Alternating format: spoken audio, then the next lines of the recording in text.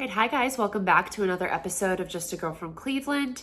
This is episode 173. Apologies for my little bit of congestion today. It is full swing in allergy season, so we're powering through here, but lots to talk about today. It has been a bit again since I have recorded an episode, so lots to get in about the Cavs and obviously the big story, the NFL draft that just happened and the chaotic weekend that was for the Browns. You know, just when you think like maybe things are going to be calm for the Browns for some period of time, they just decide to shake things right up and keep us on our toes. So let's get right into it. We'll start with some Cavs talk here. So Cavs just finished out their series against Miami, a nice clean sweep.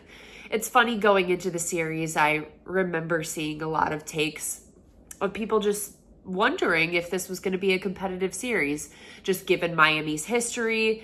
You know, SPO coach teams have consistently done well in the playoffs over the last 2 decades, really, it feels like at this point. So it makes sense why people would have like some level of confidence in Miami, but I think in it, people started to doubt and forget how good this Cavs team was. And I think they very much proved in this series how great they really are. Some of the highlights for me, I think that I took away from the series is one being Jerome. Ty really showed up in every moment. This was his first playoff series. Ty has never been in the playoffs before. So for him to play at the level that he did, like no moment is too big for that guy. And I've heard Donovan talk about Ty in this way, and I've heard other guys kind of make comments about just Ty's like demeanor and overall mindset. Like he truly believes he is great, and that allows him to go out on the court with so much confidence that in these moments, even ones he hasn't been in before, he's not sitting there like doubting himself or thinking he's going to be missing shots. He's like, no, I'm the man and I'm going to do this. So that was really fun to watch, and obviously has been such a key for this team throughout the whole season, but I think it's going to continue to be important for them throughout the playoffs, with most likely the Pacers coming up and, you know, whoever else they will face beyond that. DeAndre Hunter, so in game 1 struggled. He had no points in game 1. So tough start for him. But since then, in games 2 through 4, I thought he played really well and was contributing nicely off the bench. It's really cool when you look at how deep this team can go in the playoffs. Like, I think the last couple of years, I felt like I only wanted to go 7, maybe 8 deep into our roster for the playoffs because I just didn't trust other guys to be out there that weren't a part of the core 4, the starting lineup. There were maybe like 2, max 3 other people I felt good about. Now, they can honestly go 10 deep on this roster, and there isn't a ton of drop-off. I mean, Ty, DeAndre, Sam Merrill, Dean, Isaac. Sometimes the Isaac minutes, in my opinion, are questionable, but I know he's probably going to continue to get those minutes just based on certain matchups and whatnot. But in general, they're going 10 deep on this roster and not feeling like, oh my God, this is so scary and stressful. And I think that is such a big deal, and again, will continue to matter a lot as we go through some tougher series where, you know, you might not sweep the next couple of teams.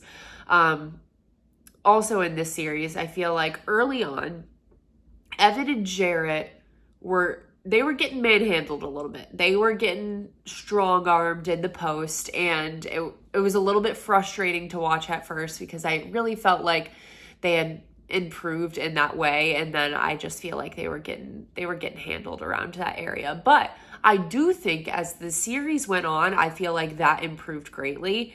And in the last like 2 games, I had full confidence in them. So I think the improvement in that way was good to see. I feel like maybe part of it had to do with the game plan. Like they were game planning a little bit differently in those later games than they were in the earlier games, especially with Darius out.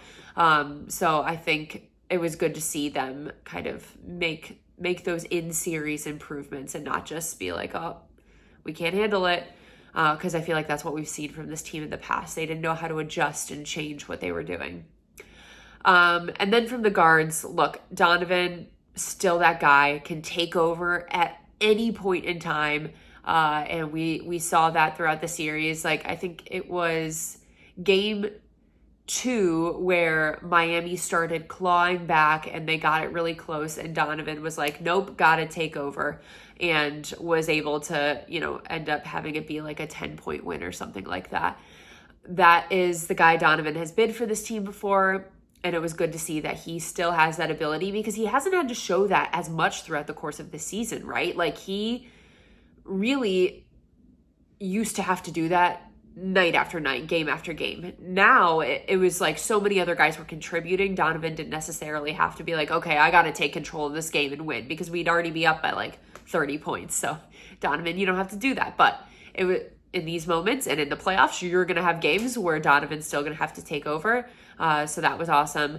I thought Darius was great in the games that he did play in. Obviously, the toe injury kept him out for some of the series. But if you are sitting there and saying that we are better without Darius Garland, I just think that is such a ridiculous take. And that's a take I'm seeing because this team did well in the later games in the series when Darius was out. And I just think that is more a testament to our ability to adjust and use different lineups in different ways when we need to, when injuries happen. I don't think that necessarily means like, oh, Darius isn't the right player to be giving minutes to on this team. I just think people go too far with those things all the time, and I don't like it or appreciate it. The one thing I didn't even mention when I was discussing Evan and Jarrett as my last little Cavs topic here, Evan, Defensive Player of the Year, thank God. Shout out to everyone who got the bets for that. I think I hit it at like plus 2,200 or something, so that one felt good. So well deserved, so happy for him. It was cool that he got to be with the team when it was announced and he figured out about it. Kenny's reaction in the background was great. I was so happy for him, and so happy to have this team rewarded in a way that they should be. And specifically Evan for the leap that he's taken this year. Okay, so looking forward for the Cavs, Bucks Pacers is still going on. They have, as I'm recording this, they still haven't played their game 5 yet. I'm honestly hoping that the Bucks can push it just to like wear the Pacers down a little bit more. Probably won't happen because Dame is out now, so I don't think that's going to be the case, but it would be nice if we could make them a little bit more tired. And I don't know, we don't know yet when the series will start. Like, it's supposed to start the 5th or the 6th, but they could push it up to the 3rd or the 4th if this series does end early. So we'll see what happens. But look, the Pacers have looked good against the Bucks, and I think it's going to be a much tougher series than it was against Miami.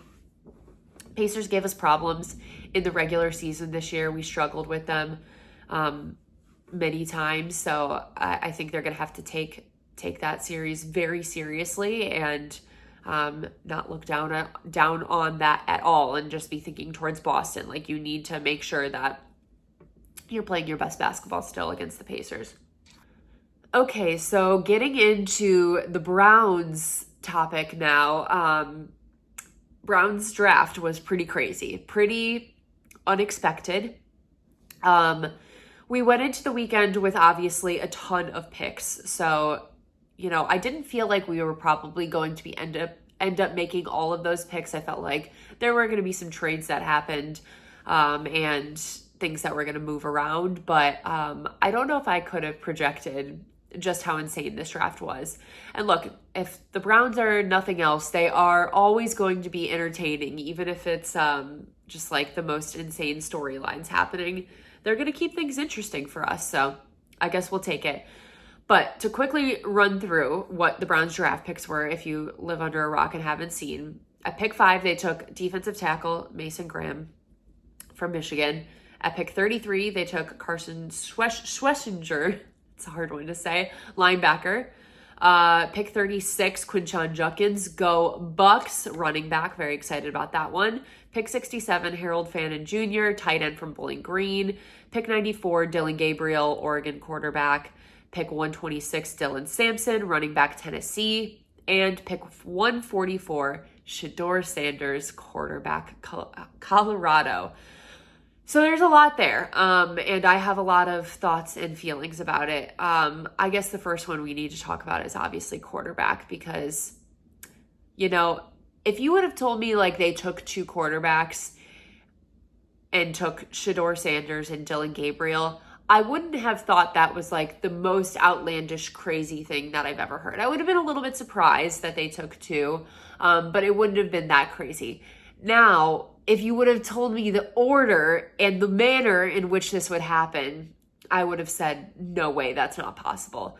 For Dylan Gabriel to be taken in the third round at pick 94, and then for Shedeur Sanders to be taken 50 picks later in the fifth round at pick 144. That would have been insane to me. Look, I think there's been a lot of conversations about why did Shedeur drop? Obviously, the talent is there where he probably shouldn't have been a fifth round pick. But I just want to give some of my thinking around why he ended up being taken in the fifth round.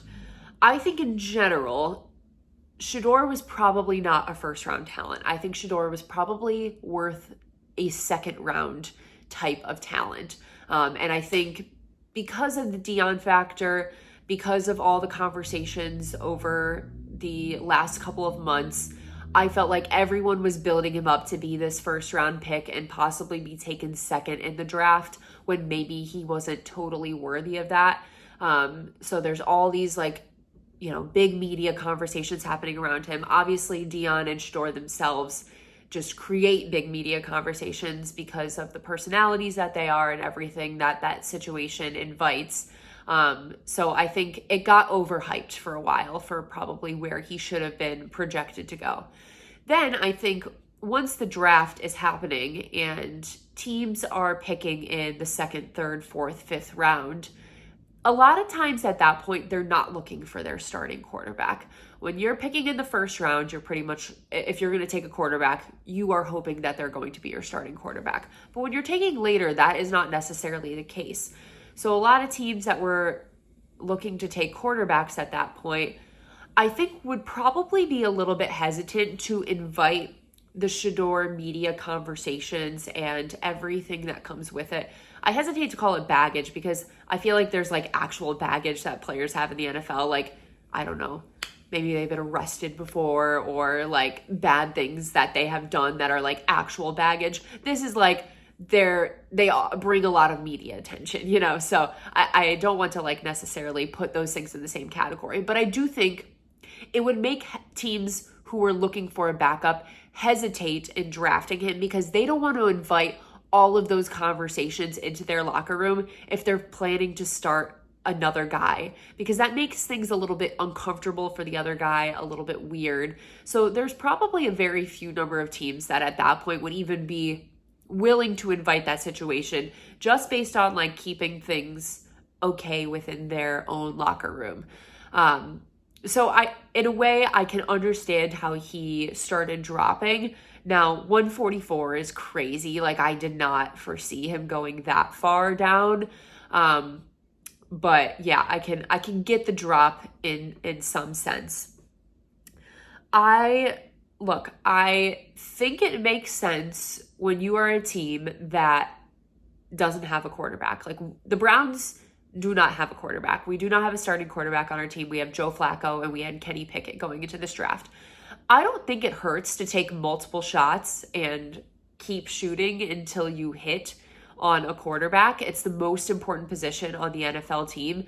If you're sitting there at pick 144 and you're looking at the holes on your roster and a quarterback with the upside that Shedeur has is available, I don't think that's crazy to take him at that point in time, knowing that this is the biggest thing that needs to be corrected on your team. Yes, of course you have other issues, but until you figure out quarterback, you're going to continue to have a lot of issues that aren't going to be solved by just drafting another offensive lineman or whatever.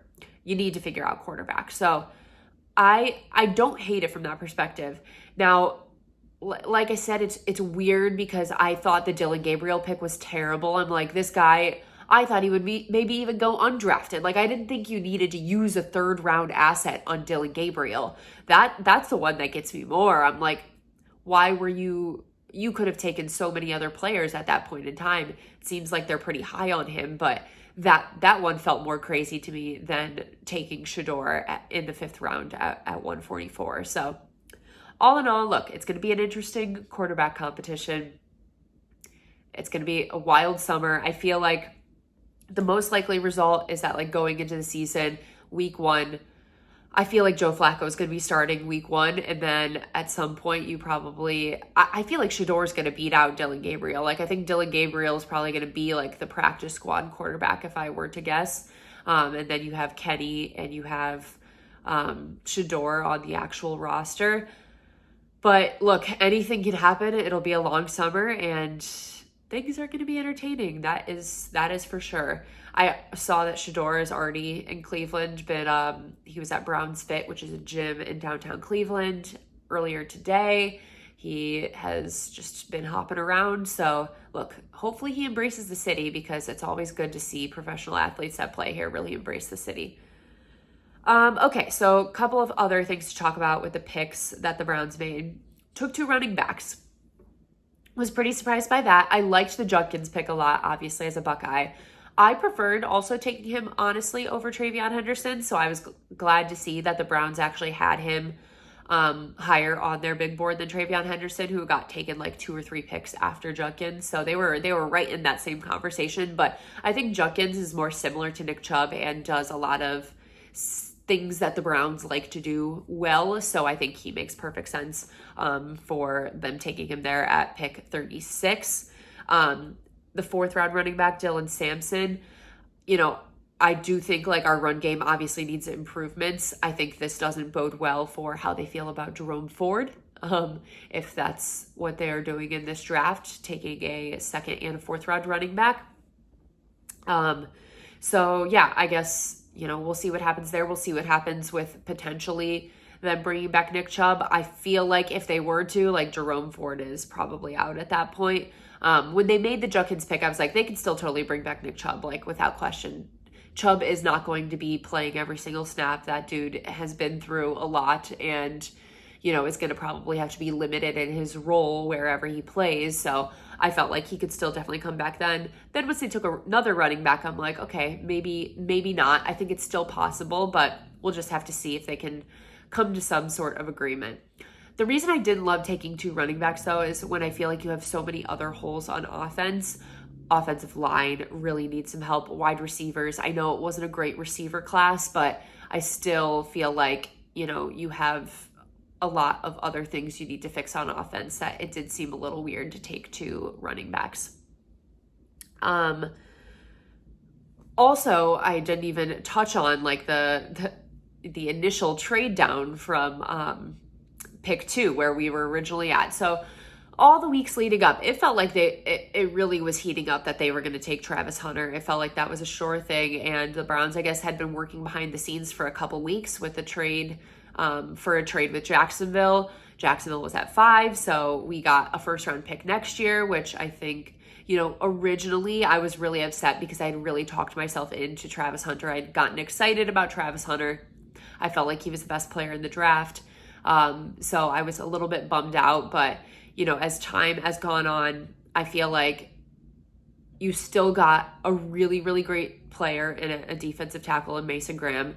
Getting those assets for future picks is huge, especially getting that additional 2nd round pick this year and getting that 1st round pick next year, where I think that, the team probably is interested in the quarterback or the potential quarterback class in next year's draft more than they were in this one, even though they did end up taking 2 quarterbacks this year. But look, if these guys don't work out, you got to keep taking swings. So they'll be in a position next year with 2 1st round picks where they can move around if there is someone that they really love.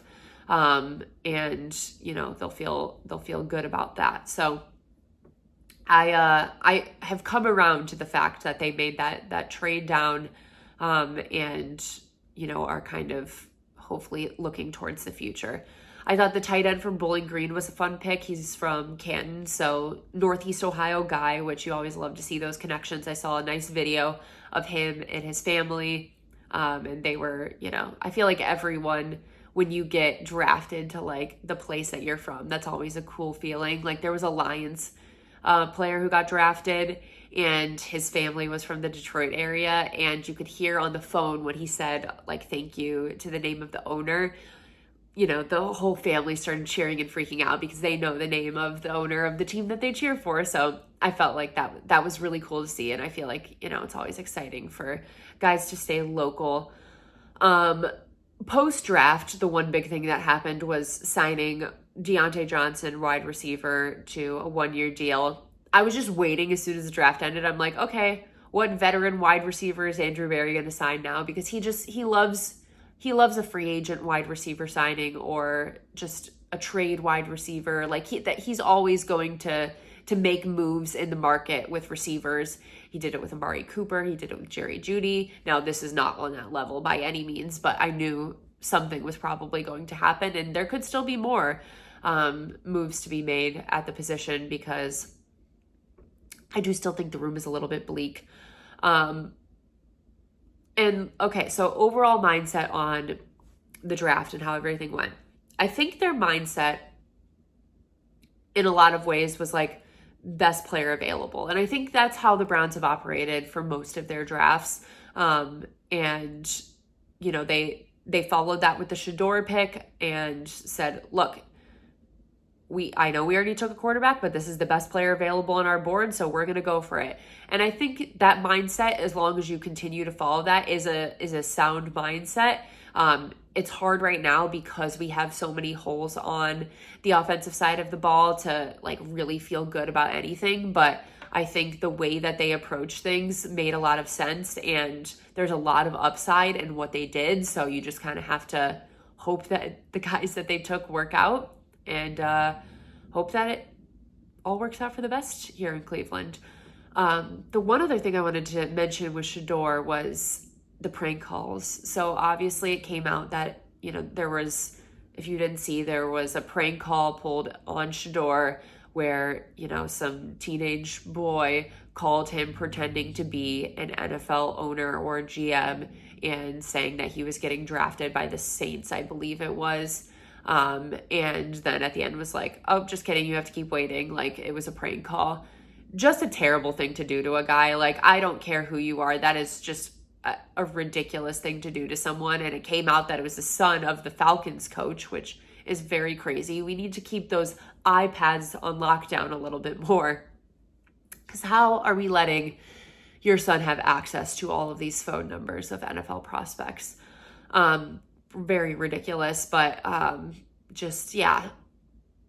Let's not ruin someone's life on one of the biggest days of their life. We don't need to do that.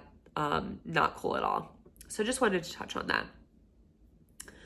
All right. That is actually all I have for you guys today, though. Hopefully, when I am talking to you next, the Cavs are in their series with, I'm assuming, the Pacers and winning away.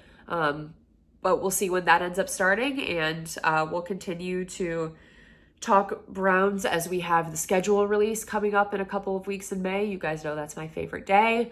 And any other moves that are going to be made over the next few weeks. Things are going to be exciting. Look, the Shedeur thing is crazy that it happened, but like, we are going to be in a lot of conversations that we haven't been in for the last few years just because of that. So I'm looking forward to hopefully some more fun, lighthearted, positive football conversations that don't revolve around Deshaun Watson anymore. So feeling good about that. But thank you guys so much for listening. Appreciate it as always. If you could subscribe on the YouTube, I would very much appreciate that. Follow or subscribe on Apple or Spotify, wherever you listen to podcasts. Leave a review or rating, comment, all of those things. Appreciate you all. As always, go Cavs and go Browns.